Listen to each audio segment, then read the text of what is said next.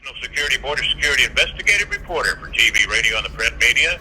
Also, she is the senior foreign policy advisor for the Committee for Responsible Foreign Policy, and she's a TV correspondent for CW6 News San Diego, One America News Network.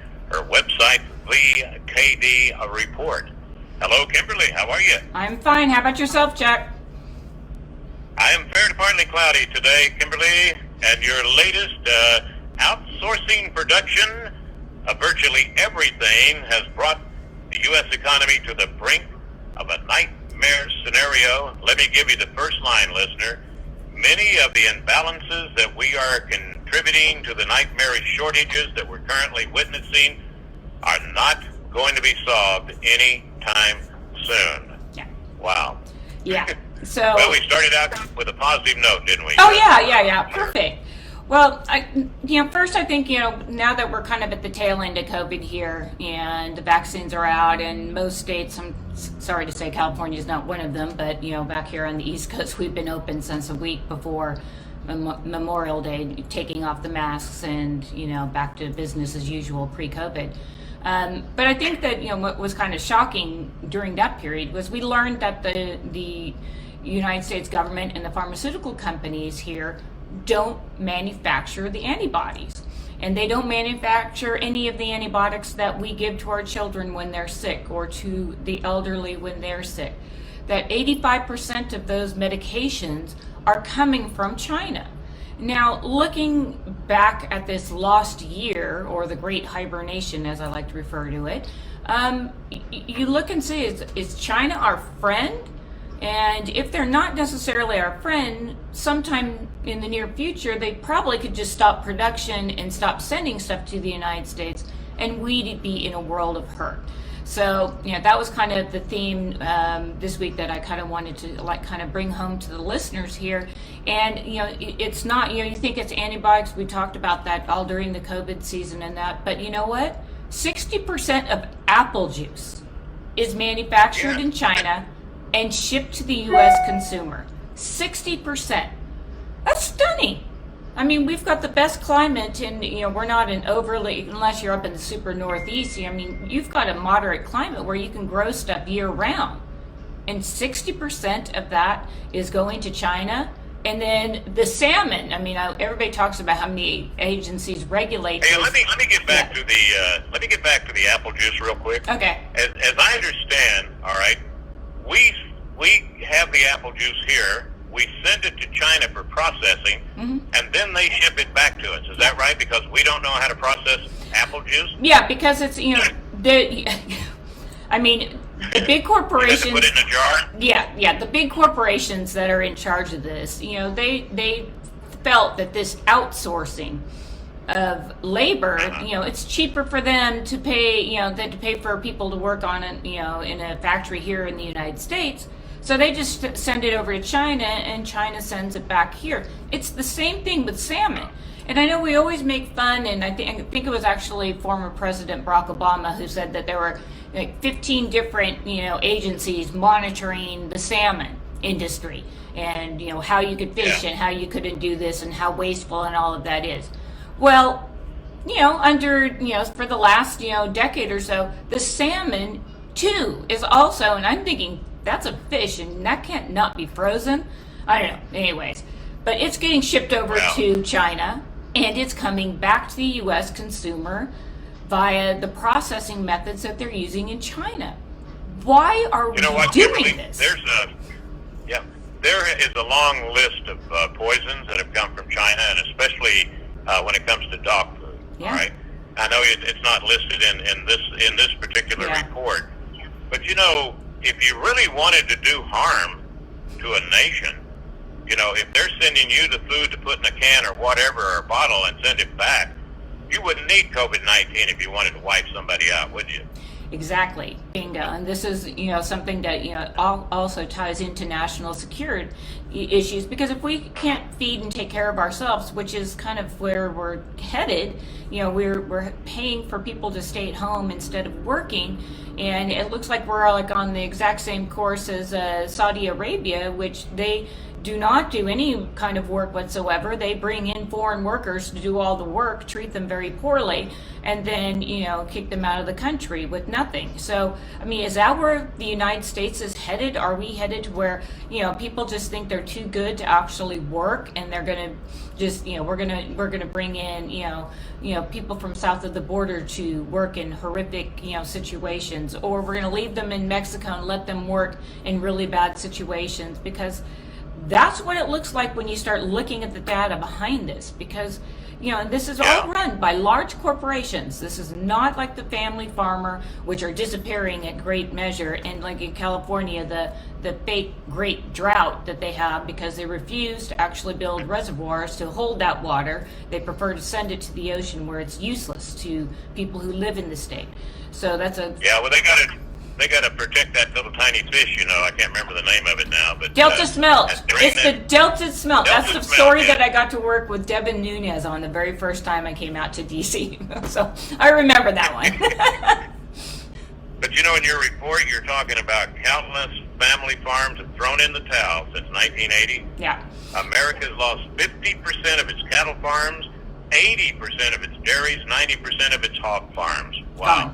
Yeah, and it's because they're selling out. They can either struggle and try to take loans if they don't have a great year farming, or they sell out to big money and sell to these corporate organizations that actually just all they do is they're a conglomerate that gets all of the the land and then moves on and actually produces different things. They're not producing the dairy and the farming and all that. They're kind of looking at it more so as we're going to look at the grain of corn and soy and those kind of things. And it's you have to scratch your head again. We know this about the avocado industry in California, where you can't sell all the fruit off of your tree because they have to make way for what's coming across the border from Mexico.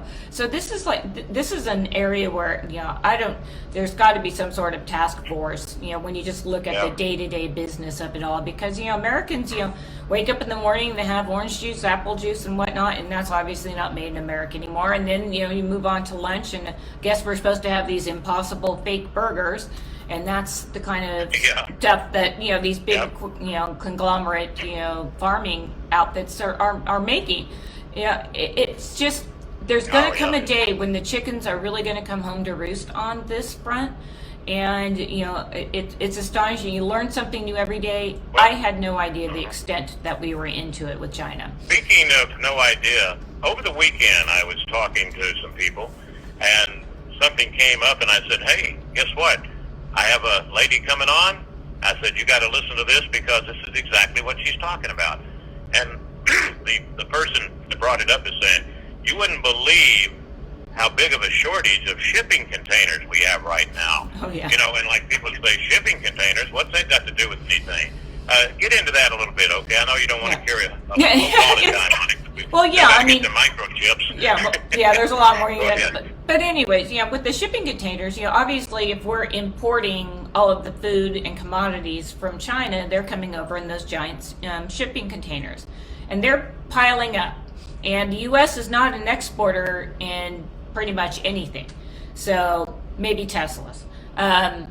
But we're not an exporting country, so all those containers are stacking up, and we can't keep all of them. So they have to pay to ship the empty shipping containers to countries that need it, and or pay to ship them back to China. So you got to know that there's something wrong when we have such a they can't even fill up the containers fast enough to ship them here, and we got to pay for empty shipping containers to go out because this country doesn't manufacture anything anymore. Again, probably Tesla, but that's about it when you look at it. Sadly, that's what you look at. But when you start looking at all of these issues, and economists are really good at looking at all these issues, and when they look at all these issues, they see the writing on the wall, and they're saying that this, we're headed to a great recession that we've never seen, and especially if we're not, getting along with China right now, because they're the ones that could easily stop the production and stop shipping all of the goods that we need in this country that we use on a daily basis.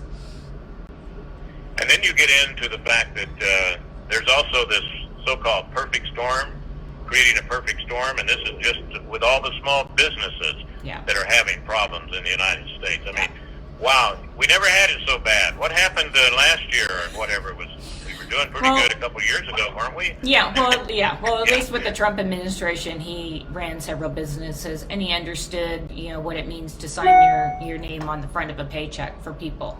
The regulations are crippling for small businesses, and obviously with the COVID pandemic ripping through the country and decimating the economy, whether that was for by design or not, the wreckage in all of this is the small business owner, to which the Chamber of Commerce says that most likely by the end of the summer, 35% of small businesses will close down permanently, which leaves open, and now we're going to have even more, monopolies in essence, because now everybody's just going to go to Amazon, or they're just going to go to Walmart, or they're going to go to Target, and they're not going to go to the smaller mom and pop shops because they're not actually going to be there anymore. And then you run into a whole bunch of different issues as far as the fact that they can price fix, and they can, if they don't like what you're writing or reading or talking about on radio, they can pull you off of their social media platform. And we're seeing things like this, and we're not seeing a lot of lawsuits in this front, but this is something that I think the small business end of it was kind of an unintended consequence, I think, for the people who wanted to shut the economy down completely. Because everybody's kind of reopened and gone back, and they were like, oh, we're going to have a big surge again, and it never came. It never, people, sadly, more than 1 million people died around the globe. Somebody needs to be held accountable. I believe it should be China.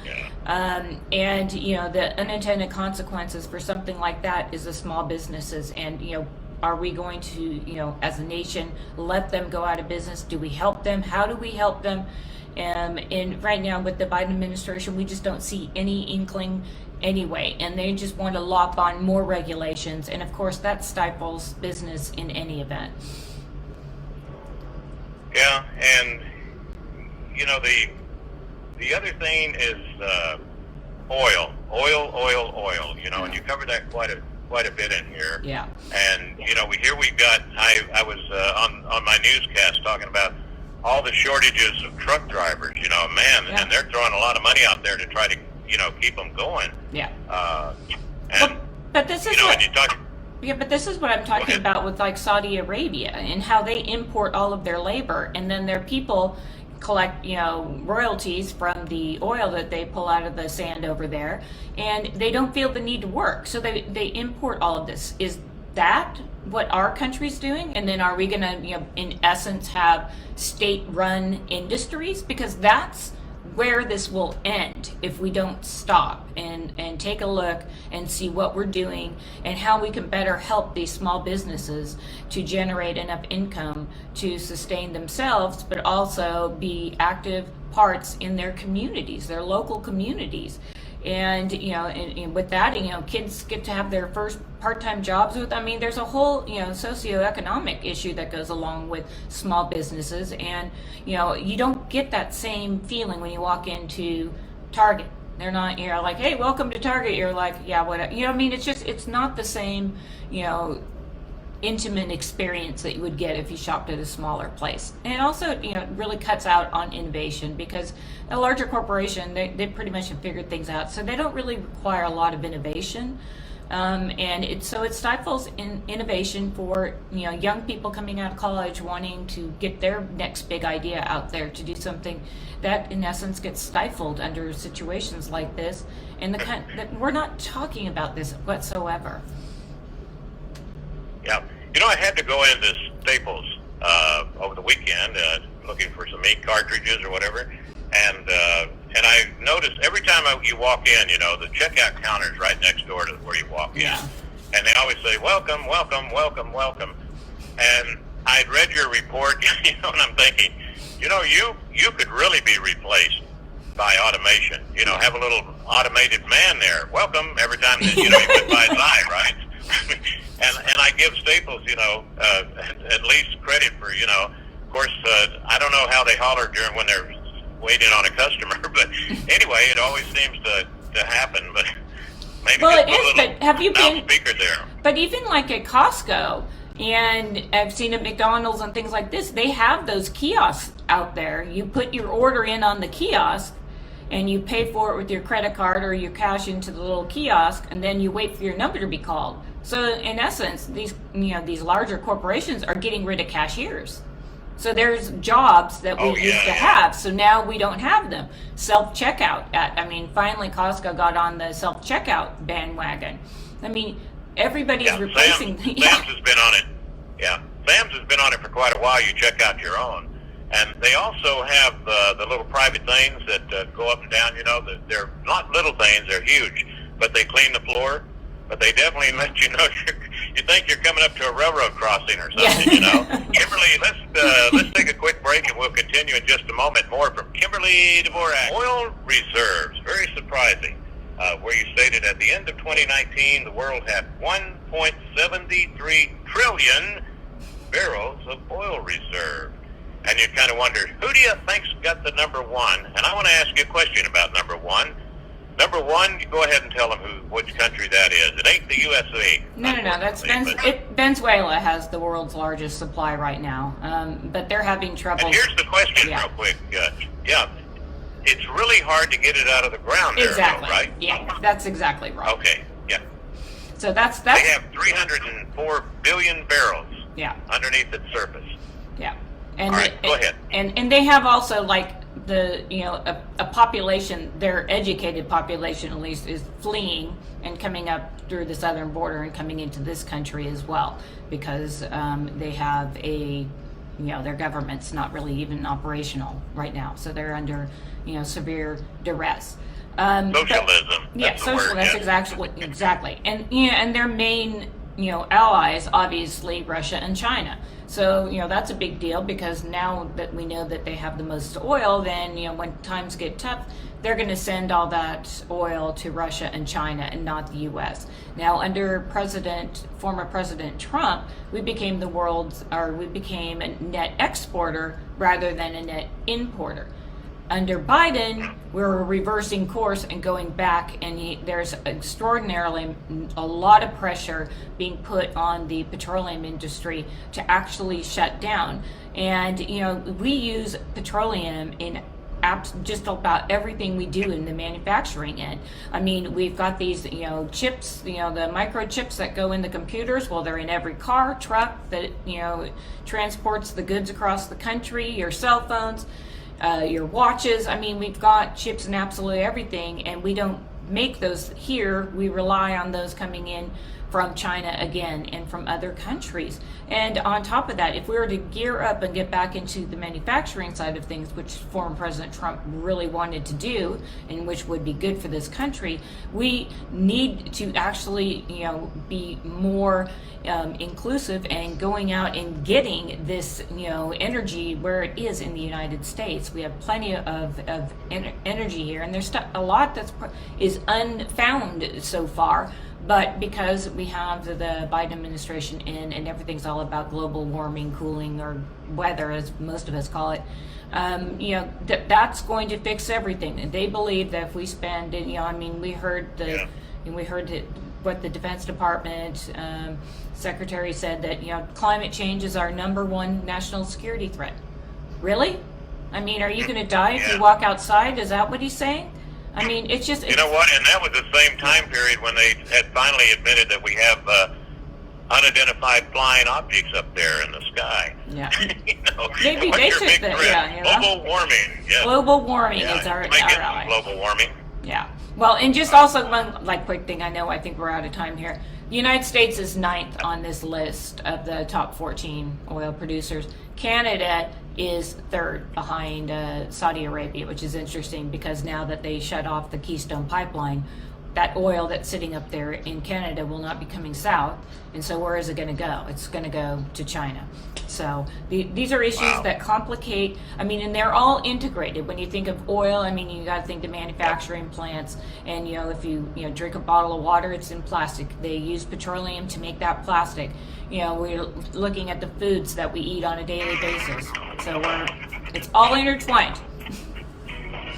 All right. Hey, Kimberly Dvorak, thank you very much, ma'am. We'll look forward to the next visit. All righty. Thanks, Jack.